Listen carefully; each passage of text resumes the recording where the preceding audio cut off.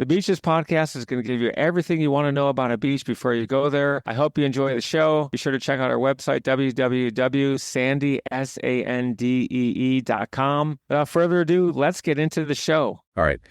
Washington State beaches. We're diving into some really, intriguing stuff today. Yeah, definitely off the beaten path. Your sources, they paint a pretty vivid picture, not your typical travel brochure stuff. Not at all. I mean, nude beach legality. That's not something you see every day.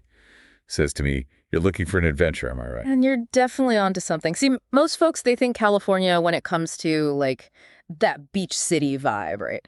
But Washington's different. Way more, how do I put it? Understated. Yeah, less about the glitz and glam, more about, like, this rugged natural beauty mixed with this cool urban sophistication. And that, my friend, that extends right to our coastline.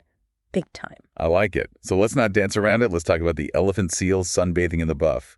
Nude beaches.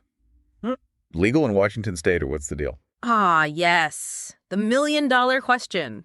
Gets everyone fired up. The law. Surprisingly tricky. It's not a simple yes or no.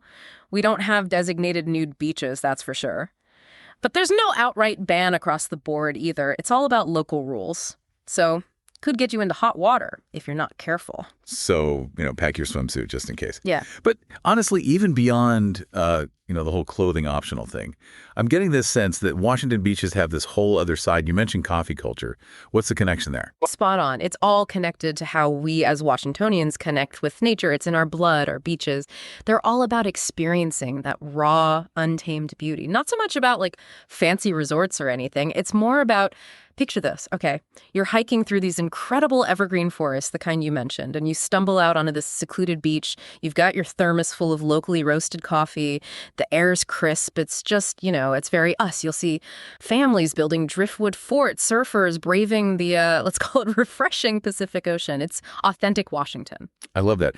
Okay, so speaking of picturing things, any beaches come to mind, hidden gems that really capture this whole Washington Beach vibe. Oh, I'm way ahead of you. Okay, close your eyes. Imagine this. Ruby Beach. Part of Olympic National Park, right? Yeah. And it is wild. We're talking dramatic sea stacks, these crazy driftwood forests, fog rolling in off the water, the whole 9 yards. It's like stepping into a completely different world. One time I had this picnic plan at Ruby Beach and, well, the skies opened up, downpour. Didn't stop us, though. That's the Washington spirit, right? I love it. Yeah. But speaking of weather, let's be real for a sec. What can people actually expect? Okay, no lying here. Tropical paradise. Not exactly. Think cool breezes, maybe a bit of rain, even in the summer. Gotta be prepared. But, and this is important, that's part of the charm. Embrace the layers, pack a good raincoat, and you're golden. Makes those sunny moments even sweeter. So true. As we wrap up our deep dive here, it really makes you think.